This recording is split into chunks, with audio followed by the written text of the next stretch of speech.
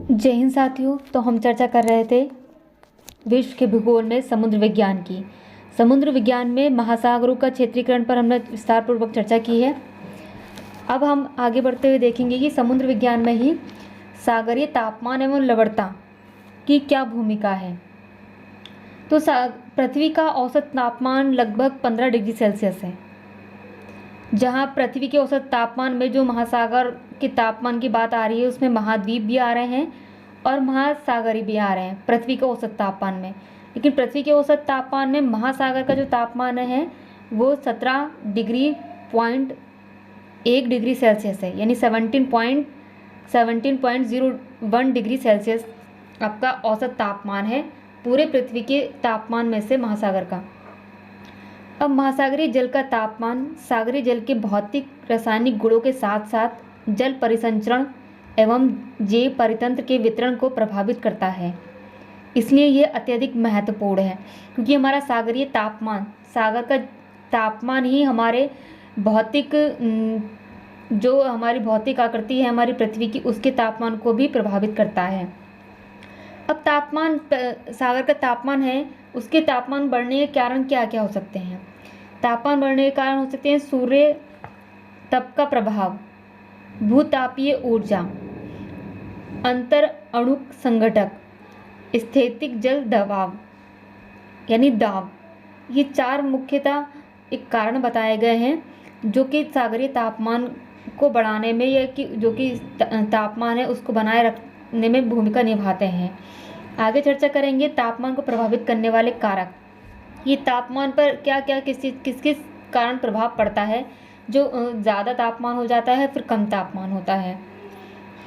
पहला होगा सूर्य तप की मात्रा। सूर्य तप की मात्रा का प्रभाव जब समुद्र पर पड़ता है, सागर पर पड़ता है, तो क्या परिस्थितियाँ उभरती हैं उसकी हम चर्चा करेंगे। सूर्य तप की सर्वाधिक मात्रा विषुवतीय प्रदेशों में प्राप्त होती है।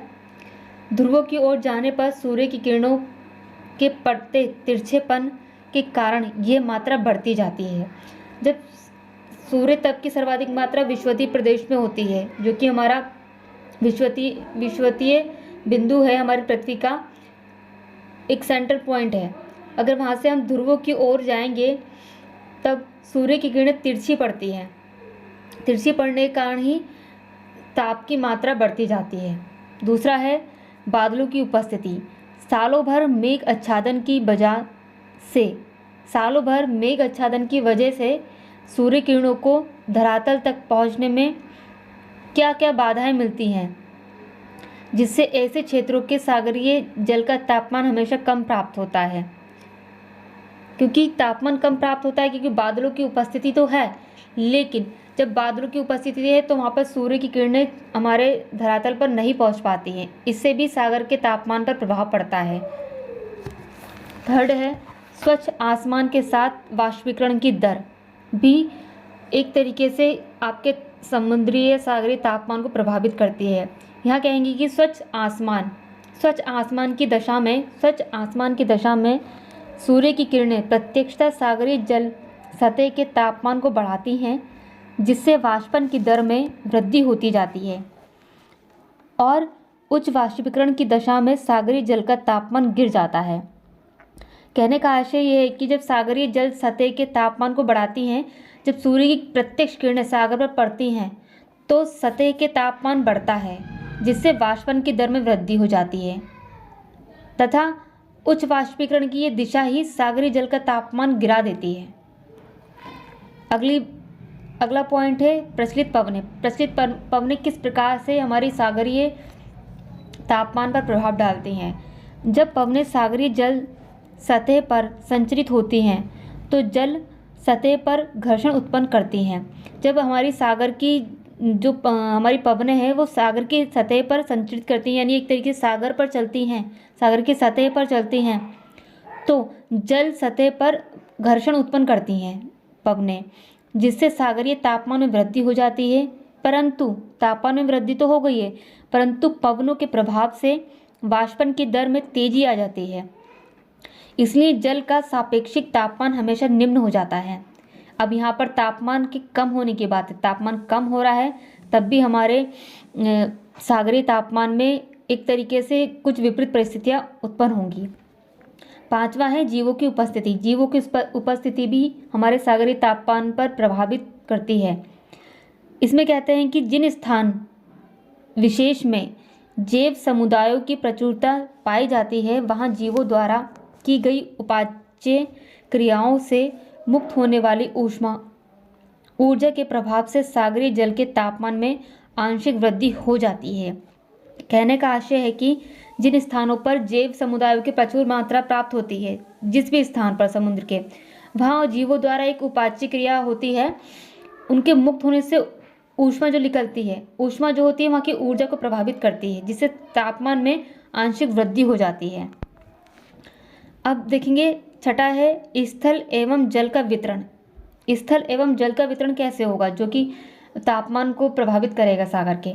वह जल राशि क्षेत्र जो स्थल खंडों से घिरी होती है, वह जल राशि क्षेत्र जो स्थल खंडों से घिरी होती है उसमें उष्णकटिबंधीय क्षेत्रों में तापमान की वृद्धि हो जाती है, जबकि शीत एवं शीतोष्ण कटिबंधीय क्षेत्रों में इसके विपरीत स्थिति आती है, अर्थात तापमान घट जाता है, क्योंकि स्थलीय या भूद्रव्यमान शीघ्रता से गर्म या ठंडे होकर अपने अपने तापमान को स्थानांतरित कर देते हैं। इसलिए उष्णकटिबंधीय सापेक्षिक बंद सागरों का तापमान हमेशा ही अधिक पाया जाता है, जबकि शीत एवं शीतोष्ण कटिबंधीय क्षेत्रों में इसके विपरीत स्थिति प्राप्त होती है। यानी कि शीत और शीतोष्ण कटिबंधीय क्षेत्रों में सागरों का तापमान हमेशा एक तरीके से मध्यम स्थिति या निम्न स्थिति में प्राप्त होता है। ये हमने चर्चा की है तापमान को, सागरीय तापमान को प्रभावित करने वाले कारक।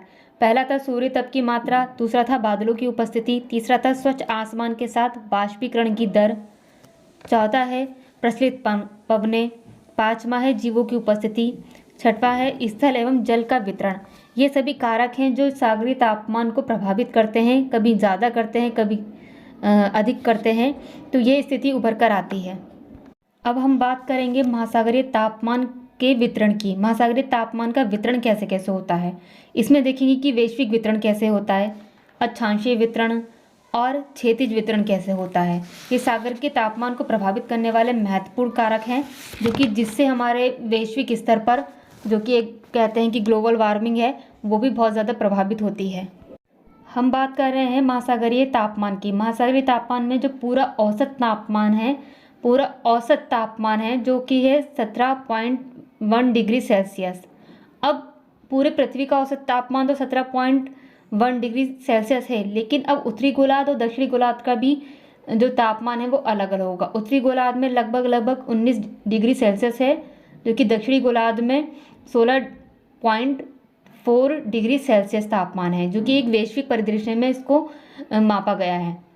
कहते हैं कि उत्तरी गोलार्ध का तापमान महासागरीय संदर्भ में दक्षिणी गोलार्ध की तुलना में निम्नलिखित कारणों से भिन्न है। यानी दक्षिणी गोलार्ध और उत्तरी गोलार्ध का तापमान भिन्न भिन्न होता है। जो कि सागरीय तापमान है वो अलग अलग होते हैं, दोनों ही, उत्तरी गोलार्ध में भी और दक्षिणी गोलार्ध में भी। उत्तरी गोलार्ध में महाद्वीपों की अधिकता है, इसीलिए महाद्वीपीय अपनी ऊर्जा विभिन्न पर्यावरणीय प्रक्रियाओं के माध्यम से सागरीय जल राशियों को सौंप देते हैं। यानी हमारे जो पृथ्वी है, हमारे पृथ्वी में उत्तरी गोलार्ध में जो है महाद्वीपों की अधिकता है। महाद्वीपों की अधिकता होने के कारण ही वहाँ पर ऊष्मा जो है विभिन्न पर्यावरणीय प्रक्रियाओं के माध्यम से सागरों में वापस आ जाती है, जबकि दक्षिणी गोलार्ध में महाद्वीपों की कमी के कारण प्रचलित पवनों का वेग अधिक हो जाता है। ये पवनों का वेग अधिक हो जाएगा जिससे वाष्पीकरण की दर उच्च प्राप्त होती है, क्योंकि वहाँ पर कोई भी महाद्वीप नहीं है दक्षिणी गोलार्ध में इतने ज़्यादा, तो वहाँ की पवनों की जो वेग है वो अधिक हो जाएगा, जिसके परिणाम स्वरूप सागरीय जल सतह का तापमान कम प्राप्त होता है। जहाँ पर प्रचलित पवनें अपने वेग से प्रभावित होती हैं वहाँ पर सागरीय जल सतह का तापमान कम प्राप्त होता है। वहीं कहते हैं कि दक्षिणी गोलार्ध की तुलना में उत्तरी गोलार्ध में सागरीय जैव समुदायों की प्रचुरता पाई जाती है। जिससे उत्तरी गोलार्ध का औसत तापमान सापेक्षिक रूप से अधिक पाया जाता है, कि जैवों की मात्रा अधिक पाई जाएगी उत्तरी गोलार्ध में, तो वहाँ पर तापमान अधिक पाया जाएगा। अब बात करते हैं महासागरीय वितरण की। महासागरीय वितरण में अक्षांशीय वितरण, जो कि एक क्षैतिज वितरण कहलाता है। सबसे पहले बात करेंगे कि विषुवत रेखा। विषुवत रेखा हमारी 0 डिग्री पर है, उसके 10 डिग्री साउथ और 10 डिग्री नॉर्थ का टेम्परेचर क्या होगा, उस तरीके से अगर हम मापन करेंगे तो महासागरीय तापमान की हमें जानकारी मिलेगी। जैसे कि विषुवत रेखा पर, जो कि नॉर्थ हेमिस्फीयर में जो कि टेम्परेचर होगा 26 डिग्री होगा लगभग, वहीं साउथ हेमिस्फीयर में जो कि टेम्परेचर होगा वो भी 26 डिग्री सेल्सियस होगा, जो कि एक 0 डिग्री लाइन पर होगा, विषुवत रेखा पर होगा। अब आगे बढ़ते हैं तो 10 डिग्री सेल्सियस विषुवत रेखा पर लगभग 28.5 डिग्री सेल्सियस होगा नॉर्थ हेमिस्फीयर में, जबकि साउथ हेमिस्फीयर में 27 डिग्री सेल्सियस होगा। इसी प्रकार जो अक्षांशीय वितरण है उसमें जो तापमान रहेगा वो 20 degree, 30 degree, 40 degree, 60 degree, 70 degree पर अलग अलग रहेगा, नॉर्थ हेमिस्फीयर में भी और साउथ हेमिस्फीयर में भी। लेकिन अब इसका विश्लेषण करेंगे तो हम कह सकते हैं कि विषुवतीय क्षेत्रों में सालों भर सघन बादलों की उपस्थिति के कारण सूर्य की किरणों का सतह प्रभाव घट जाता है, इसलिए यहाँ सर्वाधिक तापमान की प्राप्ति नहीं होती है। जो विषुवतीय प्रदेश है वहाँ पर सालों भर अधिक तापमान की उपलब्धता नहीं होती है। अब दोनों ही गोलार्धों में लगभग 10 डिग्री के समीप महासागरों का सर्वाधिक तापमान होता है, क्योंकि बादलों की अनुपस्थिति, खिली धूप तथा 90% से अधिक सूर्य तप की मात्रा प्राप्त होती है। इसलिए गोलार्धों के लगभग 10 डिग्री के समीप तापमान की अधिकता होती है, क्योंकि जो कि विषुवतीय रेखा से 10 डिग्री नॉर्थ और 10 डिग्री साउथ में हो, जो भी एरिया रहेगा, जो भी क्षेत्र रहेगा, वहाँ पे सागरों की उपस्थिति होगी, तब वहाँ पे सूर्य का जो तापमान है वो ज़्यादा रहेगा, तो सागरों का तापमान भी ज़्यादा रहेगा। वहीं 60 डिग्री के समीप ठंडी एवं गर्म जल धाराओं के आपस में मिश्रण के कारण तापमान में अचानक गिरावट आ जाती है। वहीं तापमान के इस क्षैतिज वितरण को एक हम ग्राफ के द्वारा भी समझा सकते हैं, कि अगर हम देखेंगे नॉर्थ हेमिस्फीयर साउथ हेमिस्फीयर से 10 डिग्री नॉर्थ में 10 डिग्री साउथ में अगर हम जाएंगे तो लगभग अगर विस्तार से जाते रहेंगे तो 90 डिग्री सेल्सियस साउथ में और 90 डिग्री सेल्सियस नॉर्थ हेमिस्फीयर में एक तापमान की अपनी एक अनुरूपता होगी। सागरीय तापमान का लंबवत वितरण। सागरीय तापमान में अक्षांशीय वितरण यानी क्षैतिज वितरण भी होता है। अब तापमान का लंबवत वितरण, इसमें कह सकते हैं कि सागरीय जल क्षेत्र में गहराई में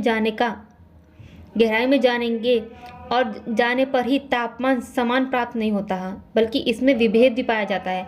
इसी सागर की जल क्षेत्र में, जो सागर का जल क्षेत्र है हमारा, अगर हम गहराई में जाएंगे तो वहाँ भी तापमान की समान मात्रा नहीं होगी। क्यों नहीं होगी? उसके निम्नलिखित कुछ कारण हैं। कि हम पहला कारण अगर हम कहना चाहेंगे, कह सकते हैं कि उष्णकटिबंधीय महासागरीय जल क्षेत्रों का सर्वाधिक तापमान सतह पर प्राप्त होता है। उष्णकटिबंधीय महासागरीय जल क्षेत्रों का तापमान सर्वाधिक जो प्राप्त होता है वो सतह पर प्राप्त होता है। वहीं विषुवतीय क्षेत्रों में तथा ध्रुवीय क्षेत्रों में सतह की तापमान में कम से कम 5 से लेकर 10 मीटर की गहराई पर सापेक्षिक तापमान की सर्वाधिक मात्रा प्राप्त होती है। गहराई में जाएंगे यानी विषुवतीय क्षेत्रों में जब गहराई में जाएंगे 5 से 10 मीटर के, तो वहाँ सापेक्षिक मात्रा प्राप्त होती है, सापेक्षिक सर्वाधिक मात्रा प्राप्त होती है तापमान की। वहीं विषुवतीय रेखा से ध्रुवों के मध्य सागरीय तली का तापमान हमेशा समान प्राप्त होता है। लगभग 0 डिग्री के करीब जो तापमान प्राप्त होता है एक समान प्राप्त होता है। विषुवतीय रेखा और ध्रुवों के मध्य जो तापमान प्राप्त होता है वो समान प्राप्त होता है। उसी तरह के हम कह सकते हैं कि विषुवतीय रेखा से ध्रुवों के मध्य की गहराई के तापमान की एक प्रवृत्ति होती है। उस प्रवृत्ति को हम 3 भागों में बांट कर देख सकते हैं, जैसे कि इक्वेटोरियल जोन, सब ट्रॉपिकल जोन और पोलर जोन। जो कि विषुवतीय रेखा और ध्रुवों के मध्य की गहराई जो होती है हमने 3 भागों में बांटा है उसको। एक इक्वेटोरियल जोन के हिसाब से हम माप सकते हैं तापमान को, सब ट्रॉपिकल के हिसाब से और पोलर जोन के हिसाब से।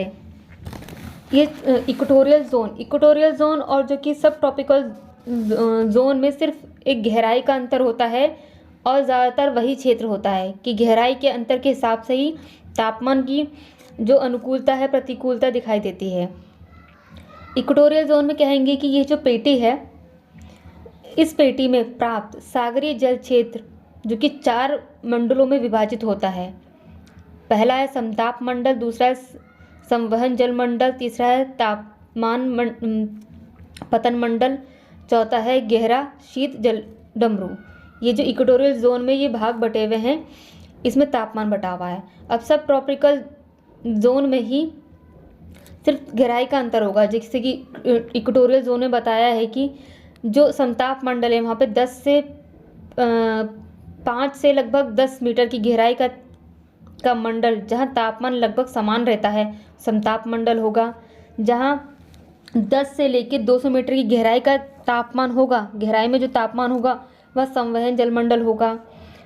थर्ड में क्या होगा, जब 200 से 1000 मीटर की गहराई में जो भी तापमान होगा वहाँ पे तापमान की सर्वाधिक गिरावट दर पाई जाएगी, वहाँ तापमान पतन मंडल कहलाता है। वहीं अगर 1000 और अंदर गहराई तक जाएंगे तो वहाँ पर गहरा शीत जल डमरू कहलाएगा। जब पूरी गहराई तक जाएंगे सालों भर वहाँ पर निम्न तापमान पाया जाता है। उसी प्रकार से हम कह सकते हैं कि सब ट्रॉपिकल जोन में केवल 10 मीटर की गहराई का अंतर प्राप्त होता है कि इक्वेटोरियल में 5 से 10 मीटर की गहराई से स्टार्ट होता है, सब ट्रॉपिकल में 10 से स्टार्ट होता है। 10 से लगभग 15 गहराई तक जाएंगे तो एक तरीके से समताप मंडलीय तापमान पाया जाता है। उसी तरीके से आगे बढ़ते हुए जाएंगे तो तापमान उसी तरीके से अधिकता से निम्नता की ओर जाएगा। अब आया है पोलर जोन में ध्रुवीय क्षेत्रों में हिम की उपस्थिति तथा हिम के पिघलने से प्राप्त जल के कारण सतही तापमान ऋणात्मक पाया जाता है, यानी घटता जाता है। परंतु कुछ गहराई पर जाने से तापमान में आंशिक वृद्धि होती है, क्योंकि यहाँ ऊपरी जल परत का तापमान ही गर्म है, इसलिए गहराई के साथ तापमान की गिरावट भी मंद प्राप्त होती है। जब भी अभी हमने देखा है सागरीय तापमान का लंबवत वितरण में हमने देखा है 3 जोन बटे हुए थे, इक्वेटोरियल जोन, सब ट्रॉपिकल जोन, पोलर जोन। इन तीनों को ही हमने अभी विस्तार पूर्वक चर्चा की है। अब आगे हम देखेंगे सागरीय लवणता। अभी हम लगभग बात कर चुके हैं सागरीय तापमान की, अब सागरीय लवणता की बात करेंगे कि वो सागर हमारा खारा कैसे होता है, कितना खारा होता है, कितना क्षारीय होता है और कितना उदासीन होता है। हम सबसे पहले समझेंगे लवणता क्या होती है। जो सागरीय लवणता है उसकी क्या भूमिका है हमारे समुद्र में या हमारे जीवन में। पहले समझते हैं सागरीय लवणता क्या है। सागरीय जल राशियां सार्वभौम घोलक का कार्य करती हैं। जो कि सागरीय जल राशियां हैं सार्वभौम घोलक का कार्य करती हैं, जिसके कारण भूपटल पर व्याप्त विभिन्न लवणों के क्लोराइड, सल्फेट आदि जल में घुल जाते हैं। इसलिए लवणता को परिभाषित किया जा सकता है कि सागरीय जल में घुलित अवस्था में पाए जाने वाले कुल ठोस पदार्थों की मात्रा ही लवणता कहलाती है। क्योंकि हमारे सागरीय जल में जो एक लवण पदार्थ घुल जाते हैं उनकी जो मात्रा है वो सब मिक्स होने के बाद लवणता कहलाती है, सागरीय जल की लवणता कहलाती है। सागरीय जल का विशिष्ट भौतिक रासायनिक गुण है।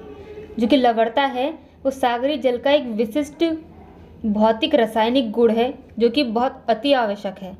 सागरों में लवणता है तो सागरों में लवणता कैसे उत्पन्न होती है। अब उसके कुछ स्रोत होते हैं, उन स्रोतों को एक तरीके से कालखंड में भी बांटा गया है, ज्वालामुखी के विस्तार से बांटा गया है। एक जो ब्रह्मांड है हमारा, जो कि सारे स्पेस में जो डस्ट है उसके आधार पर भी बांटा गया है, क्योंकि उनसे ही हमारे सागरों पर प्रभाव पड़ता है। वही जो पार्टिकल्स हैं जो कि एक तरीके से रासायनिक पदार्थ हैं, वही हमारे सागर में गिरते हैं और लवणता को उत्पन्न करते हैं। पहले हम कहेंगे कि प्री कैम्ब्रियन कालखंड में जो लवणता उत्पन्न हुई थी उसकी चर्चा करेंगे। सेकेंडली प्री कैम्ब्रियन रिवर्स जो होंगी, ज्वालामुखी विस्फोट के द्वारा क्या लवणता कैसे उत्पन्न होती है, स्पेस डस्ट पार्टिकल्स हमारे लवणता में क्या भूमिका निभाते हैं। पहले चर्चा करेंगे हम प्री कैम्ब्रियन कालखंड की। प्री कैम्ब्रियन कालखंड में जो एक लवणता का कारण है, हम वर्षा जल में घुलित लवण है। वर्षा जल में जो घुल के लवण आ रहा था वो समुद्रों को प्रभावित कर रहा था। कहते हैं कि पृथ्वी की उत्पत्ति के समय पर भूपटल पर व्याप्त लवणता वर्षा के जल के साथ घुल गई। ये लवणता सागरीय जल की लवणता वृद्धि में सर्वाधिक भूमिका निभाती है, क्योंकि जब पृथ्वी की उत्पत्ति हुई थी उस समय जो भूपटल पर लवणता व्याप्त थी वो वर्षा के जल के साथ घुलकर समुद्रों में पहुंच गई थी। वो एक लवणता का सर्वाधिक मुख्य स्रोत रहा था। आगे देखेंगे pre Cambrian reverse. Pre Cambrian जो रिवर्स हैं उनकी क्या भूमिका है। आरंभिक चट्टानी सतह, कहते हैं कि आरंभिक चट्टानी सतह विभिन्न लवणीय पदार्थों के प्राचुरता वाले थे।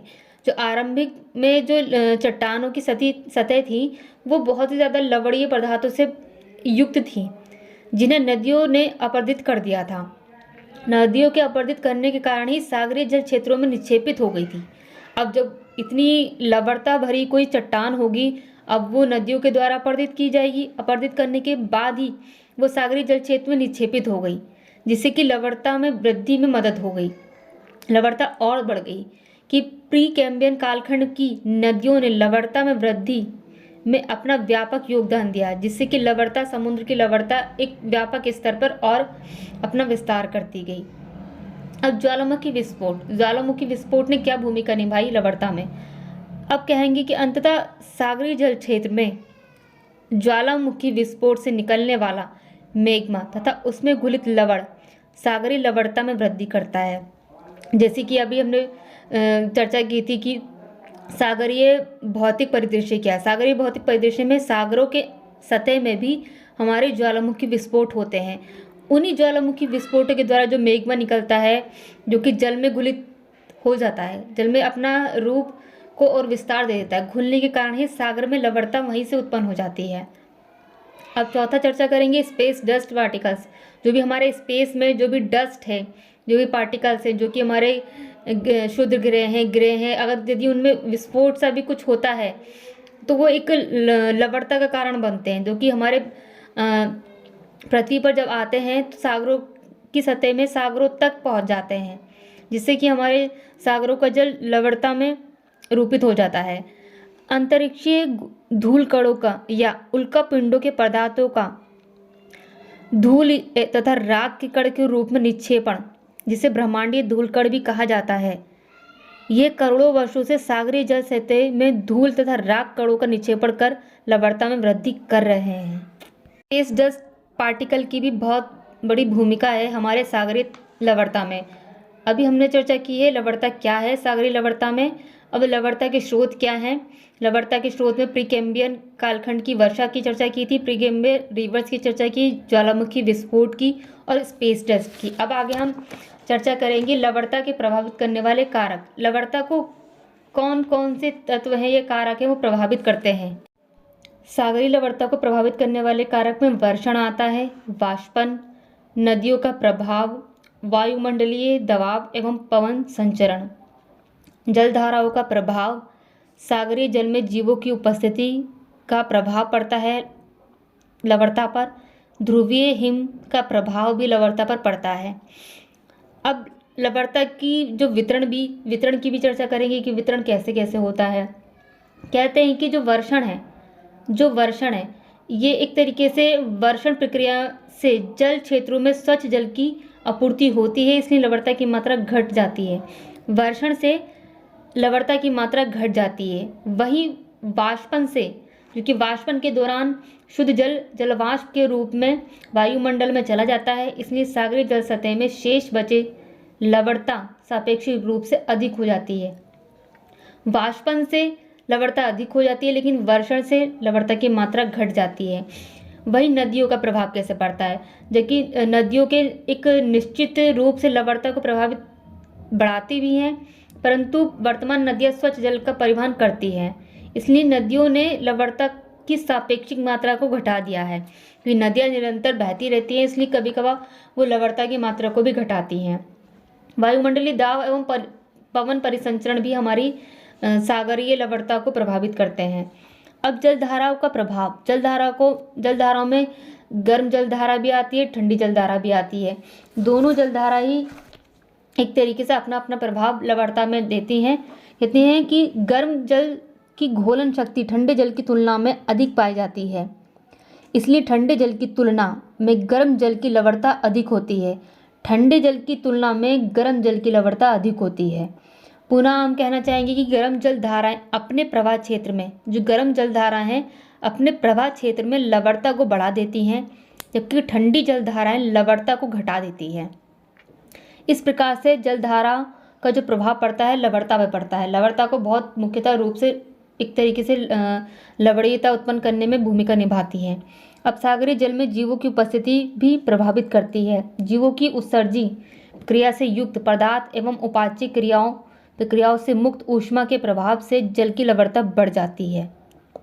अब ध्रुवीय हिम का प्रभाव क्या पड़ता है लवणता पर? कहते हैं कि ग्रीष्म काल में ध्रुवीय हिम के पिघलने पर स्वच्छ जल की प्राप्ति होती है, जिसकी वजह से लवणता में कमी आती है। इसलिए ध्रुव राशियाँ जहाँ पहुँचती हैं लवणता को कम कर देती हैं। अब कहना चाहेंगे कि जहाँ शीतकाल में हिम जमाव के क्रम में हिम अपनी लवणता को निचले जल क्षेत्र में निक्षेपित कर लवणता में वृद्धि कर देता है। जब शीतकाल खंड में जब हिम जमा हो जाता है वो अपनी लवणता को निचले जल क्षेत्र में निक्षेपित करके लवणता में वृद्धि कर देता है। लवणता के वितरण की बात करेंगे तो एक वैश्विक परिदृश्य में भी आता है लवणता का वितरण कैसे होगा सागरीय। अब क्षैतिज वितरण भी होगा, इसका लंबवत वितरण भी होगा, प्रादेशिक वितरण भी होगा। ये सभी वितरण एक सागरीय लवणता को प्रभावित करते हैं, जिसमें हम कह सकते हैं कि दक्षिणी गोलार्ध में लवणता अधिक होने के कारण, जो वैश्विक परिदृश्य में हम देखेंगे, दक्षिणी गोलार्ध में लवणता अधिक होने के कारण महाद्वीपों की कमी से बड़ी स्वच्छ जलवाही नदियों की अनुपस्थिति तथा प्रचंड वेग वाली स्थानीय पवनों का संचरण है। दक्षिणी गोलार्ध में महाद्वीपों की कमी है, इसलिए वहाँ पे पवन वेग अपनी एक तरीके से प्रचंड वेग में चलती हैं, पवनों का संचरण होता है, नदियों की अनुपस्थिति वहाँ पर नहीं है, इसलिए स्वच्छ जल की आवाजाही वहाँ रहती है। वहाँ दक्षिणी गोलार्ध में लवणता की कमी है। वहीं उत्तरी गोलार्ध में महाद्वीपों की अधिकता के कारण पवन अपने वेग के साथ प्रभावित नहीं होते हैं, जिससे कि लवणता अधिक मात्रा में उत्तरी गोलार्ध में पाई जाती है। अब बात चर्चा करेंगे क्षैतिज वितरण की। क्षैतिज विभाजन की दृष्टि से सागरीय लवणता यानी सागरीय लवण जल कटिबंधीय को 4 भागों में बांटा गया है। जो क्षैतिज विभाजन हम करेंगे, सागरीय लवणीय जल को एक तरीके से कटिबंधीय भागों में 4 भागों में बांटा है हमने। पहला है विषुवतीय लवण पेटी, दूसरा है उपोष्ण लवण पेटी, शीतोष्ण लवण पेटी, चौथा है शीत या ध्रुवीय पेटी। ये 4 पेटियां हैं लवणता के हिसाब से, लवणता के एक उद्देश्य से कि कहाँ कहाँ कितनी लवणता होगी। कहते हैं कि विषुवतीय लवणता पेटी, जो कि विषुवतीय रेखा से 10 डिग्री नॉर्थ और 10 डिग्री साउथ है, इन दोनों में साल भर वर्षा के कारण वर्षा सापेक्षिक रूप में कम पाई जाती है, जिससे कि यहाँ की जो लवणता है वो 5% से एक तरीके से लगभग समान अवस्था में पाई जाती है। उपोष्ण लवणता पेटी में सालों भर उच्च वाष्पीकरण की दर के कारण सर्वाधिक लवणता पाई जाती है। शीतोष्ण लवणता पेटी में यहाँ ठंडी एवं गर्म जल धाराओं के मिश्रण के कारण ये लवणता पुनः घटती जाती है। अब शीत या ध्रुवीय पेटियों में यहाँ सालों भर निम्न तापमान के कारण जल की घुलन क्षमता कम रहती है तथा हिम के पिघलने से भी स्वच्छ जल की आपूर्ति लवणता को घटाती है, जो कि शीत या ध्रुवीय पेटियों की एक तरीके से विशेषता है। लंबवत में गहराई के अनुसार लवणता किस प्रकार की होगी? गहराई के अनुसार लवणता को इस प्रकार विभाजित कर सकते हैं कि ध्रुवों में सतह लवणता मंद होती है, इसलिए गहराई के अनुसार लवणता घटने की दर मंद होती है। जैसे जैसे गहराई बढ़ती जाएगी लवणता कम होती जाएगी। अब कहते हैं प्रादेशिक वितरण।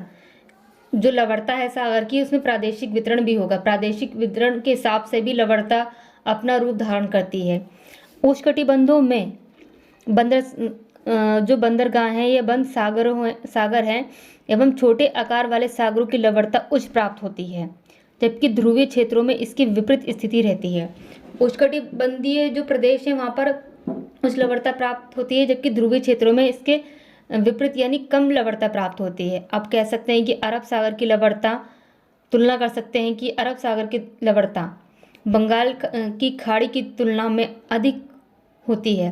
अरब सागर की हमारी जो लवणता है वो बंगाल की खाड़ी से ज़्यादा होती है। लेकिन दुनिया की सर्वाधिक लवणता स्थल रूपों में अधिक पाई जाती है। जैसे कि अब एग्जाम्पल से हम कह सकते हैं, उदाहरण स्वरूप, कि जो जिबूती की जो झील है वहाँ पर लवणता बहुत अधिक पाई जाती है। वहीं एक टकी की झील की लवणता बहुत ज़्यादा पाई जाती है। मृत सागर की लवणता भी बहुत अधिक पाई जाती है। अब सागरीय लवणता की एक तरीके से भूमिका भी, एक महत्व भी होता है, क्योंकि कहते हैं कि जब एक महत्व भी, क्योंकि हर किसी का एक पहलू होता है कि उसका नेगेटिव पॉइंट पॉजिटिव पॉइंट होता है, उसी प्रकार से लवणता का भी एक स्वरूप है कि महत्व क्या होता है। कहते हैं कि जल के हिमांक एवं क्वथनांक में वृद्धि होती है, जिससे कि जल के घनत्व में वृद्धि आ जाती है, वाष्पन की दर में कमी आ जाती है। जब लवणता बढ़ती है तो वाष्पन की दर में कमी आ जाती है, ये इसका महत्व है। जल धाराओं में प्रभाव पड़ता है, क्योंकि अगर भौगोलिक परिदृश्य के हिसाब से देखें तो जल धाराओं को भी बहुत ज़्यादा महत्व है। जल धाराओं पर भी प्रभाव पड़ता है, जो कि एक महत्व के रूप में हमारे पास उभर कर आता है। और पारिस्थितिकी महत्व भी होता है लवणता के कारण। लवणता है तो कुछ पारिस्थितिकी तंत्र भी हमारा बना हुआ है, उसी तरीके से हम अपने वैश्विक परिदृश्य को बनाए रखेंगे। इसमें हमने चर्चा की है सागरीय तापमान एवं लवणता की, जो कि विस्तार पूर्वक चर्चा की है। सागरीय तापमान एवं लवणता को प्रभावित करने वाले कारकों की चर्चा की है सबसे पहले। उसके बाद महासागरीय तापमान का वितरण किस तरीके से होता है। महासागरीय तापमान का वितरण वैश्विक परिदृश्य में देखा हमने, अक्षांशीय वितरण देखा, और लंबवत वितरण पर भी हमने इसमें चर्चा की है। चर्चा करने के बाद हमने एक विषुवतीय रेखा पर जो इक्वेटोरियल जोन है, सब ट्रॉपिकल जोन है, पोलर जोन में हमारे तापमान को पर चर्चा की है हमने। तापमान में चर्चा करने के बाद सागर की लवणता, सागर में लवणता किस प्रकार से बटी हुई है, लवणता क्या है उसको समझा हमने।